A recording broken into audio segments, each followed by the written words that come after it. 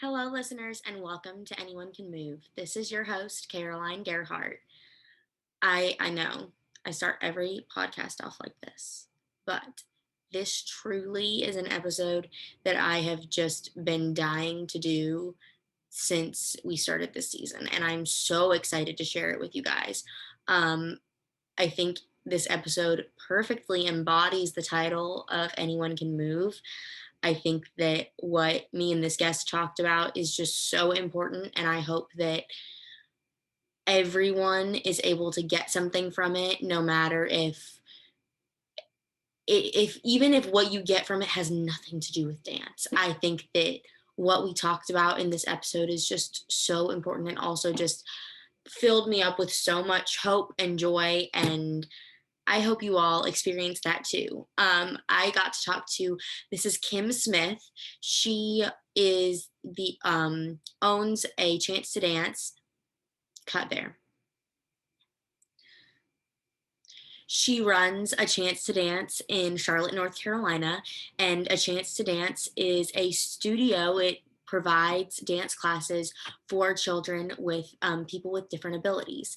And I am just, I was so excited to talk to her and hear about how their classes run and about their students and about how she was inspired to start this program. And I think something so beautiful about A Chance to Dance is that it is kind of like a franchise. They have them all over the country. So after you listen to this episode, I'm sure you will be able to find A Chance to Dance near you.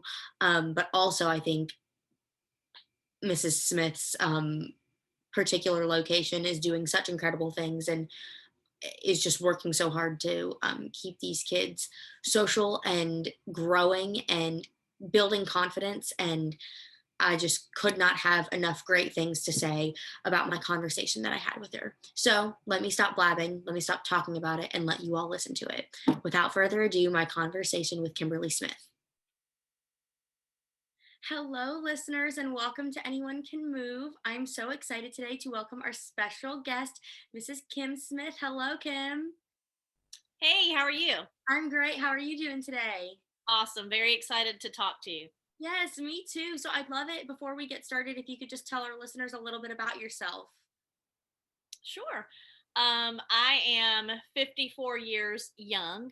Yes, ma'am. I am married, a mom of three. I have two older daughters, and then there's a big age difference in my older daughters and my younger daughter.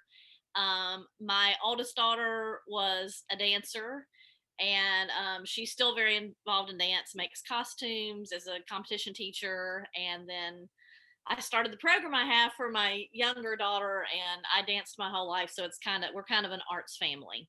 Most definitely. So can you tell me a little bit about A Chance to Dance and how this journey got started and when you started it?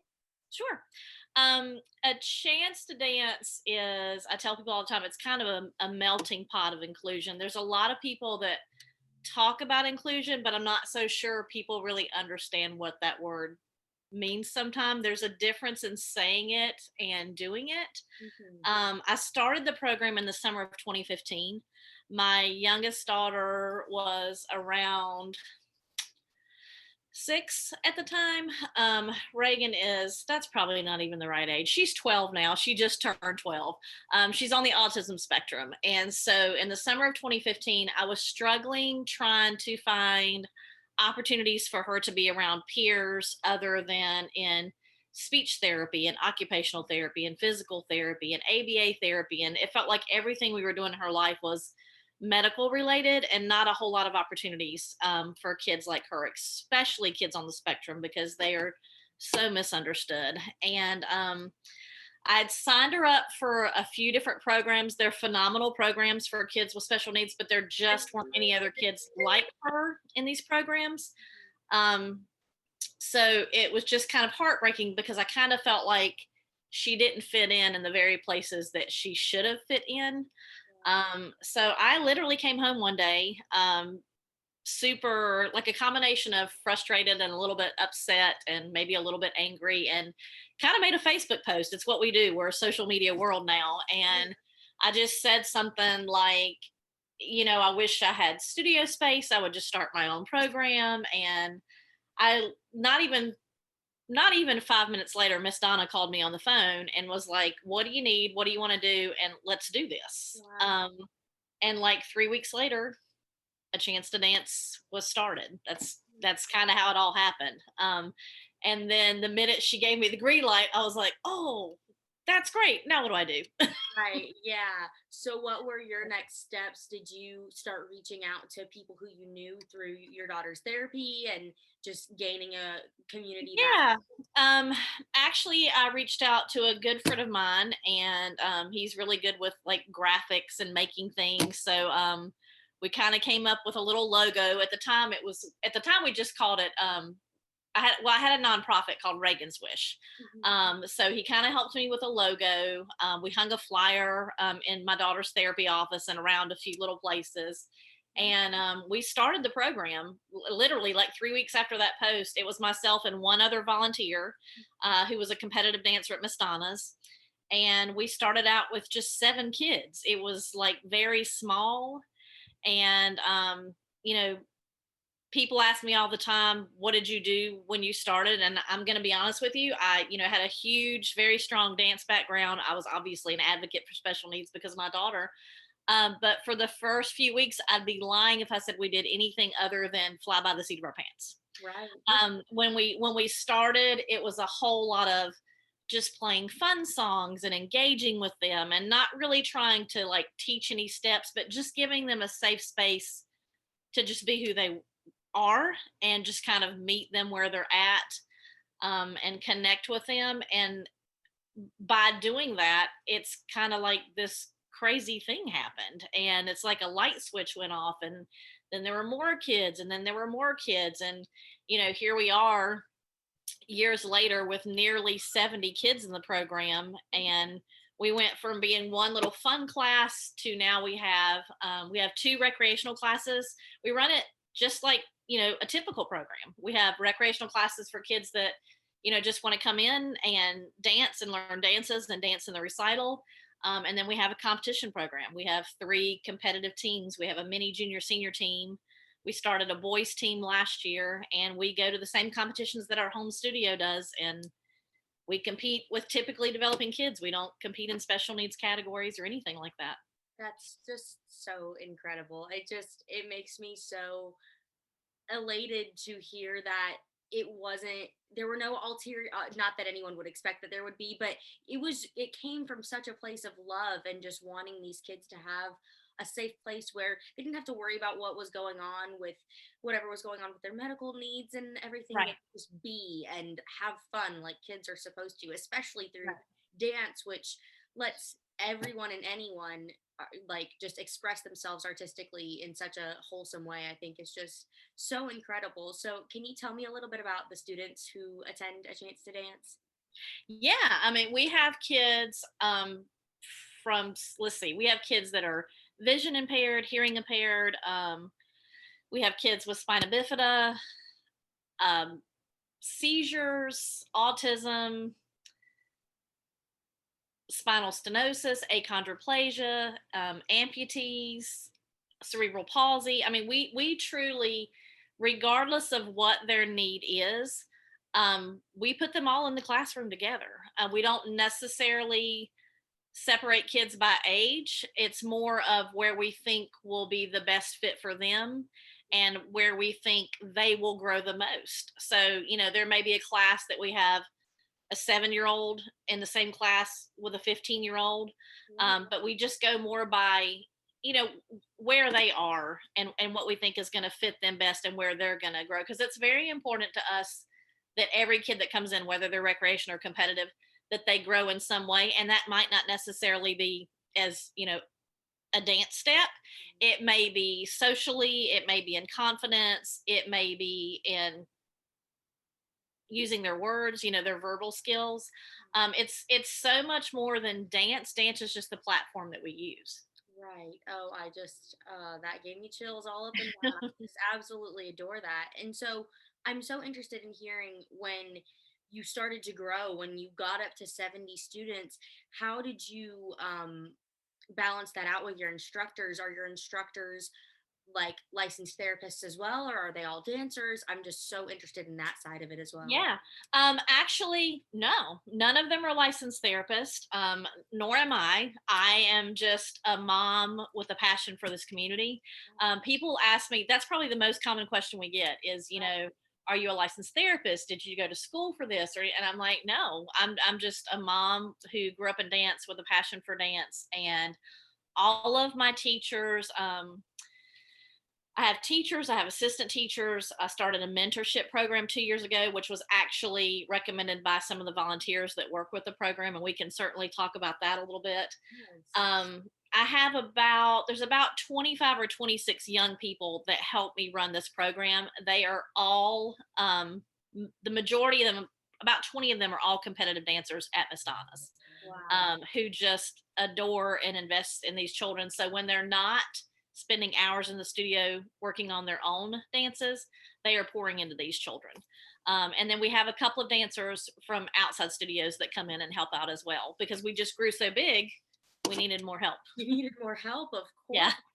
And Yeah. I'd love to hear a little bit about how you've seen dance work through these children, how you've seen it change their lives. If you could give us an anecdote or a memory that really stands out to you. Oh my goodness. I'm sure There's so there's too many to count. I was like, I'm like, there's so many. I mean, I think the biggest thing is there's a couple of kids that I can think of that maybe for the first 2 years, honestly, one little girl specifically, and I know her mom would not mind me talking about it. Her name is Gemma, and she's kind of been with the program since the very beginning. And she probably spent the first 2 years. She loves to sit on the speaker in the classroom because she likes, how she can feel the music, she can feel the vibration, and it's that sensory seeking, that sensory input. And so, that was her thing. So, instead of us trying to drag her in the middle of the floor to learn a step, that was her thing. That's what she liked to do.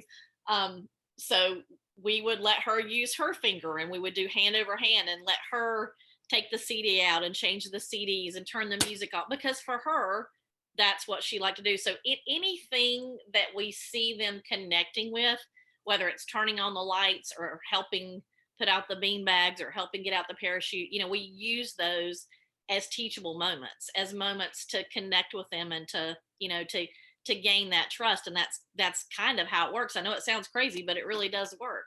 Yeah, Um, sense you, though. yeah, and It's so she would amazing. spend every week, like on that speaker, or on her knees. She didn't want to necessarily get up and dance, or she'd hang out at the bar in the back. She always liked getting like 50 stickers after class. But this is a child who now stands on her number and does the entire dance, and not only does the dance, but like sings the lyrics to the dance. So it's she just grew in her own time, and that's kind of what we do is we just kind of we watch and sit back and see what's working for them, and we just try to kind of build on that. So I Right. think that's been, the best thing. It's just about giving these kids a safe space outside of therapies and doctor's appointments where they can come and, connect. And the beautiful thing about dance and music, and I know it's so cliche to say, but you really don't have to have a voice. A lot of our kids are nonverbal, and it doesn't matter because the connections they make are like probably better than some of the connections that I have with people that I can speak with. Right.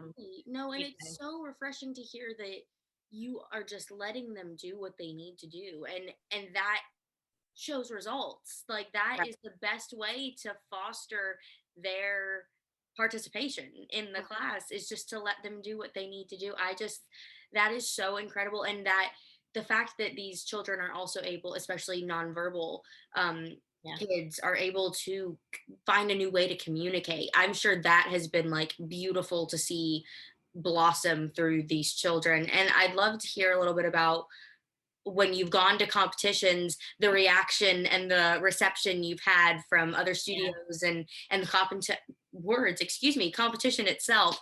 Tell me a little bit about that. It's been incredible. I remember the very first year, we started the program and we did, just fun and recreation, and there were these 10 kids, and I think it was in 2016, so maybe a year later, and they all ended up in the same class. I'm not even sure how it happened. But they all ended up in the same class. And I just remember week after week we were watching them and we were like, God, these kids are like, they're really meshing, they're really learning choreography. So again, I called Miss Donna and I was like, I really want to take them to a competition, maybe just one. And I really thought she was going to say, have you lost your mind? Are you nuts? And again, she was like, oh no, let's do it. Well, let's get them jackets. And we wear the same team jackets. I called all the parents. They were all about it. And I will never forget. I was sitting with my oldest daughter and Miss Pat and my mom at the very first competition we ever went to. And they went up on the stage. I let the volunteers take them up there. And I remember looking at my daughter going, I don't know what's about to happen. This could go two ways, And they went on the stage and the music started and they did it. And like they were on the right foot and they were like, it was better than I would have ever imagined, better than they'd ever done it in the classroom. I was like, oh my gosh, these kids, just like every other kid, you put them up there, you give them that opportunity, and it was unbelievable. And we've just built that program from there. We go to 4 regionals every year. We go to nationals. My junior team has been to the World Dance Championship twice. They invited us to come there. I just took one of my dancers just this past summer. They welcomed us with open arms. We went and she participated in the World Dance Pageant.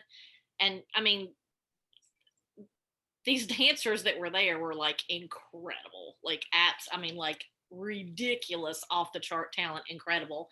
And she stood right up there and held her own, and they included her. It was just so beautiful to watch them not treat her any differently than they do anybody else. Yeah. Right.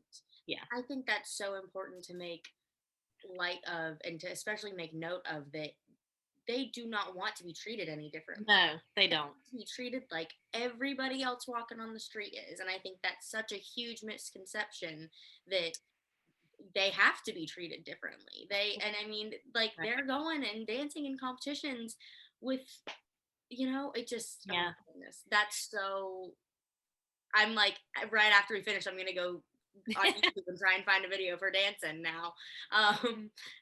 Well, and I think the thing that I love about it the most is I wasn't really sure when we started that side of it, like how receptive people were going to be. Right. Or, I mean, there's always people that make comments along the way, but people do that, with everything. And I just kind of shut that out and move forward. But I mean, the experience as a whole has been so incredibly positive. I mean, from competition directors to judges to other studios. I mean, the program has an enormous following, and it's not me, it's the kids. Like they're incredible, to the point that some of them say they're famous. They're not really famous, but they think they're famous. Oh my because I mean, they've had some really cool opportunities. And so it's just been an incredible experience. My whole purpose in doing this from day one was to kind of maybe open the hearts and the eyes of other people, and whether it's baseball or bowling or softball or swimming or whatever, the workforce. I mean, young adults with disabilities are the most underemployed because people won't give them the time of day. So it's, my goal has always been just to use the platform to show others that yes, they can, and that maybe others will give them an opportunity. It's never been about winning trophies, or it's just been about getting them seen and giving them that opportunity. Right. Oh my goodness. That's so incredible. I'd love to hear a little bit about what you feel like your biggest challenge on this journey has been so far. Honestly, the biggest challenge has never been really anything to do with the kids, Right. and probably more to do with time and space. Because as we've grown, it's just hard to fit everything in. Like this year, especially, the thing is, these kids grow so much in confidence that they want to branch out from their teams. And so now we have all these kids doing solos and duos and trios and small groups. And we literally don't have enough time in the day or space to do it all. So that's been the, biggest challenge, is that maybe one day I don't know, we'll win the lottery and we could that's the big dream, is, we always want to be a part of Miss Donna's, because that is our dance family. Without her, we wouldn't exist. But we would like to one day be able to have like our own room add on within the studio, so that we can just grow, because the wait list is crazy. So that's been the biggest challenge, is having to tell people we can't take you right now because we don't have the space. Yeah, that was literally my next question. Now that you guys have grown so much, I'm sure that people have reached out to you and come to you saying, I want to participate in this. And I'm sure having to have a wait list is heart wrenching, but It's hard. yeah, Yeah, it's hard. but I mean, there's logistics that have to be in place, like time and space. Right. So that Yeah. totally makes sense. I'd love to hear a little bit about too the competition dancers who have participated in the program and volunteered, how they feel like it's affected them. Like if they've shared with you, any of their experiences, how it's affected their love of dance. The kids, they absolutely love it. I mean, there is nothing that they love more than getting on a stage and performing. Like it is the highlight of their year. They are so pumped already for this upcoming season. Just watching them grow in confidence and be each other's, biggest cheerleaders. And then honestly, even watching them, it's funny, because 3 years ago, I don't even think they would have known, but as they've grown in confidence and they're starting to really get and understand what it means, which can be a good thing and a bad thing. Like even watching them react when they know they maybe didn't do their best, the fact that they can process all that and understand that, I mean, that's huge growth, and those are life lessons, because, you don't always win and you don't always do your best, and that's okay. So just the fact that they've grown that much, that they're even starting to understand that side of it now, is really incredible. And their parents are, so grateful. I mean, they just, I don't know. I mean, these kids have done interviews with the Today Show twice. They did Southern Living magazine. We just did this incredible project. It hasn't come out yet. I cannot wait for it to. But there's a nonprofit out of Chicago called Dance On, and they are like anti-bullying for male dancers. Was their platform originally, but now they provide scholarships, whether it's a young man or a young lady or differently able dancers. They just do all this incredible funding to give more people opportunities to dance. And they came down from Chicago at the end of July with 9 incredibly talented dancers from all different studios. And we did this huge like concept video with them. And that's been my bucket list for the longest time, because right now, our kids have this opportunity to get on the stage and they're competing against typical dancers. But, each time we check something off our list, my big dream is to start to be able to choreograph like with the volunteers, dancing alongside with my kids. And the volunteers want to do it so badly. And so we were able to do that in this concept video with these people from Chicago. So it's supposed to hopefully come out sometime around Christmas. And I'm super excited. I'm hoping that when people see it, it will open the doors up a little bit more for that, because that's just so cool. Right, it is so cool, and we will definitely, as soon as that comes out, we will be posting it everywhere that we can to make sure that as many people see it as well. You mentioned it a little bit earlier, but I'd love for you to speak on the mentorship program that you guys started. Yeah, absolutely. Two of my volunteers, their names are Martha, Claire, and Cooper, and they were competitive dancers at a different studio. And they really wanted to be involved with a chance to dance. And um, at the time, we were only using young people from within our own studio. Um, and they had decided they weren't really going to compete anymore. Sometimes people get burnout on competition, which is totally okay.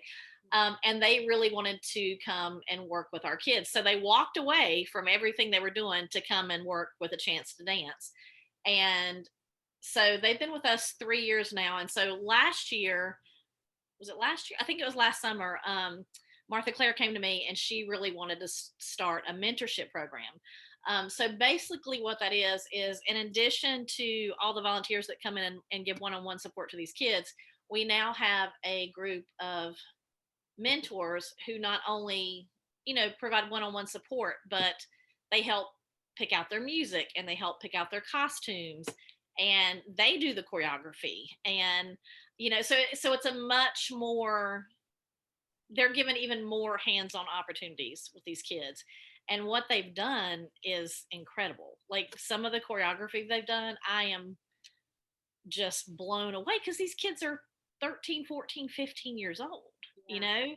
And I'm like, who would even know that that was inside of them? Because you don't usually at a studio go, "Hey, it's just not what you do." So Yeah. that's another thing that I love about the program is it has kind of evolved and flipped and come full circle because it's not just the kids growing anymore. It's all these young people that are working with them. Like it's everybody's growing from it. And I had no idea that was going to happen when I started all this. And that's what's so cool to watch. Oh my gosh, that is just absolutely so beautiful. That just like that circle of everyone's growing from it. And I'm sure they're Right. learning so much from these kids, and the kids are learning so much from them. And oh my goodness, it's just like, it just sounds like the most positive environment that you all have created for these children that they could have ever experienced, and that I'm sure the parents, I'm sure this has been such a rewarding journey.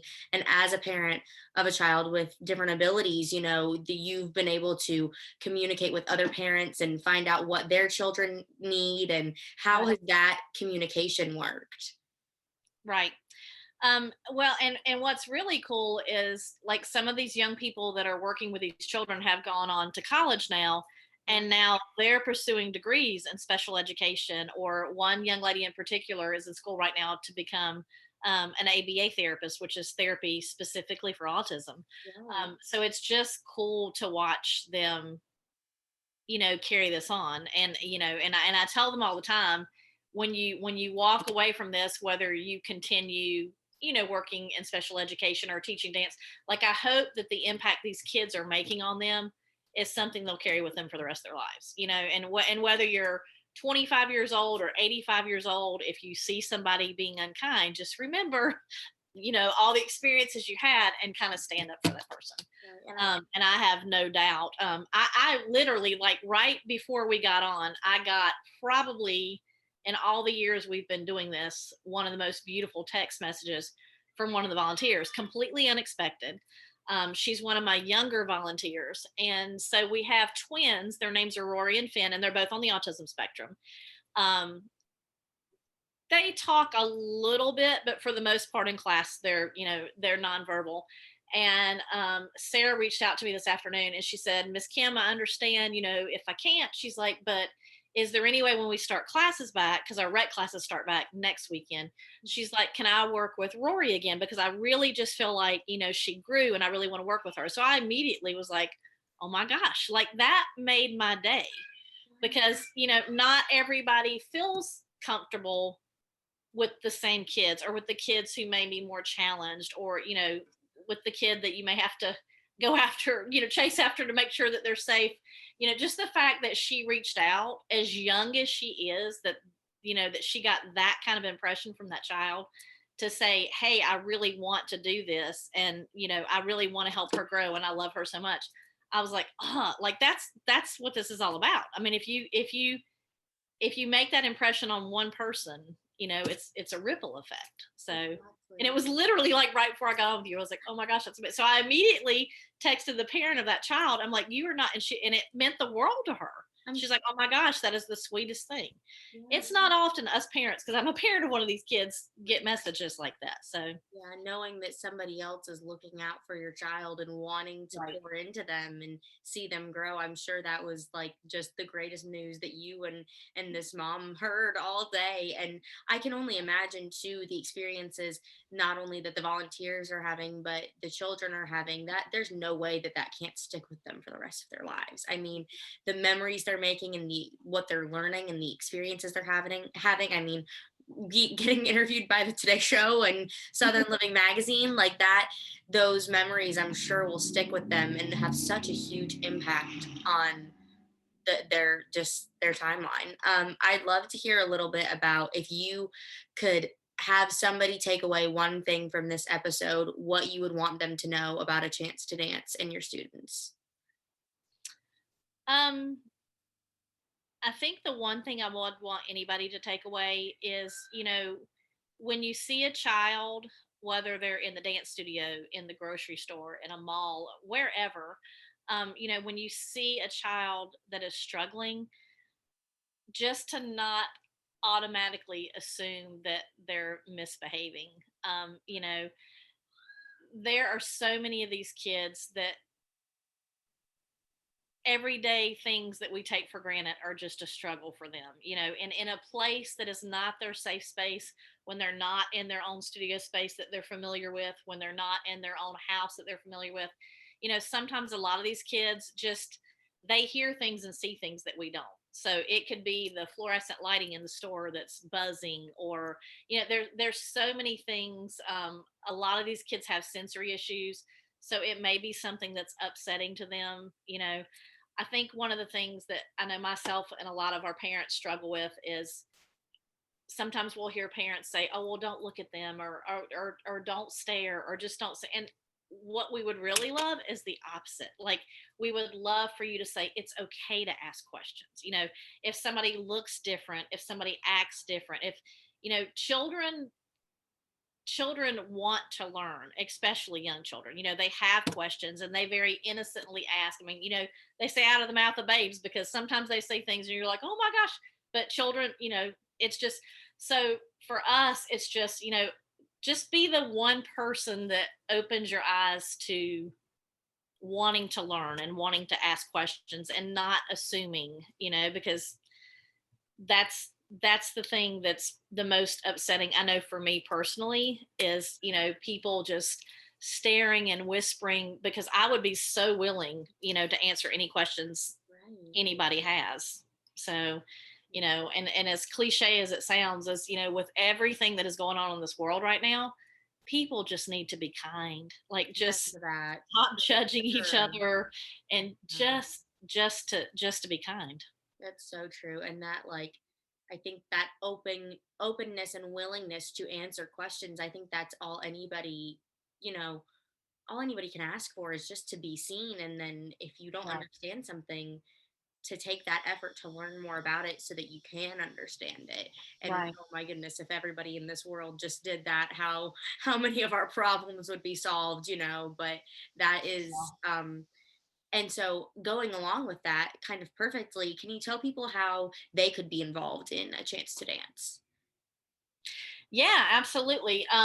Well, I mean, do you mean our program specifically? Is that what you're? Any spectrum of it, any way Okay. to be involved. Um, This is also like a personal question because I'm ready to go and help y'all too. no, I mean, I have a lot of times, people will message, and that are looking to, like, start programs and have questions. I love talking to people. Like, I love for other studio owners or other dancers, to ask questions. I mean, I've had some high school students reach out about, maybe doing like a one-time class at their school. I've had studio owners reach out to say, hey, how do we start a program? I've had people reach out and say, hey, how can we support you?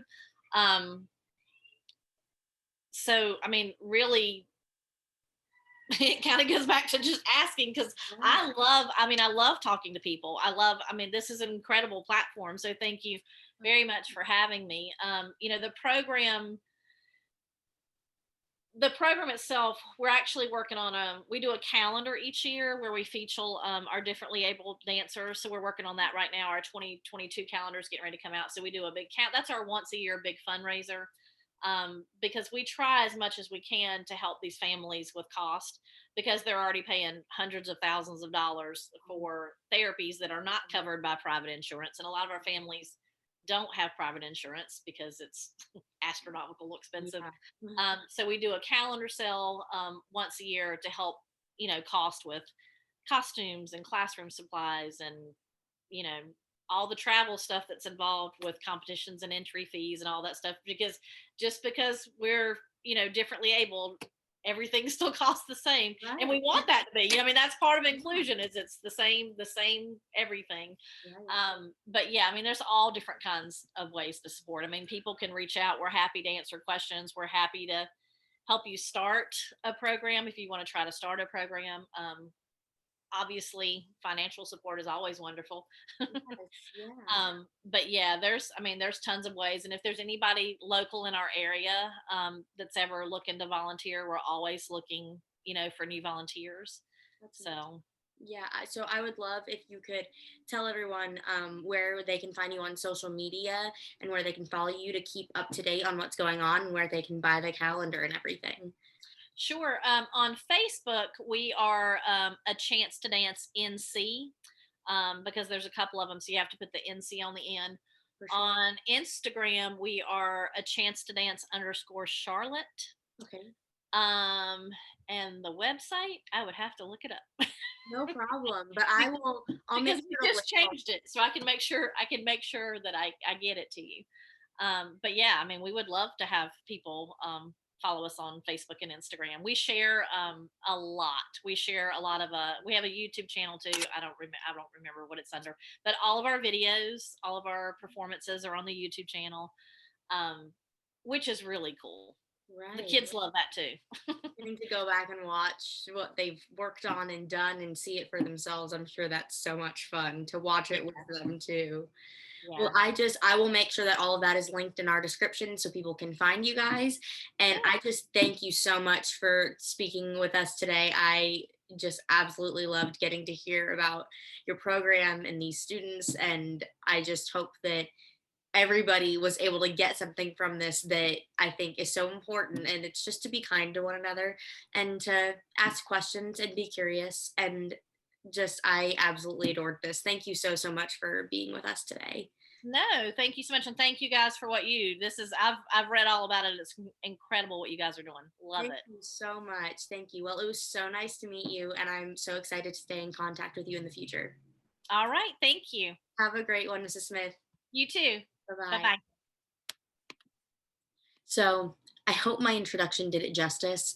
I don't know if it did because I feel like the things that we got to hear were just so incredible that they don't have, like, you can't even give them an introduction.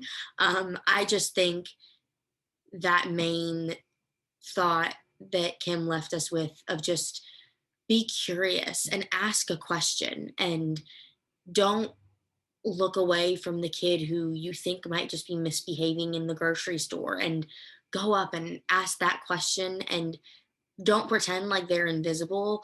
I think that is such, not just in this context, but in the context of our world in general, is such an important message to have and to keep with us at all times. And I also just encourage anyone listening to check out their Instagram, check out their YouTube, check out their Facebook, buy that calendar. These Kim is doing such incredible things for these children and they need support to do that. And so please reach out to them. I so enjoyed getting to meet her and to hear about a chance to dance. And like I said, I'm ready to like go help them. Heck, I'll drive to North Carolina if I have to. I just think that what they're doing is so incredible and just shows that like you don't have to have a well thought out like plan to make a change. Mrs. Smith said, "My child needs a place, an outlet where that's not therapy, where she can be herself and dance." And so she created it. She didn't plan it for a year. It happened in 3 weeks. And I know I personally am going to take that with me that you don't have things can happen spur of the moment and to if you have that opportunity to take it to let that wave ride because I think that is just some of the most beautiful things can come out of experiences like that. I just oh I adored this episode. I hope you all adored it as much as I did. I am so excited for you all to go learn more about a chance to dance and follow them and just show them your support from listening to this episode. I think that about does it. So, as always, listeners, keep moving, stay curious, and stay confident. Y'all have a great one.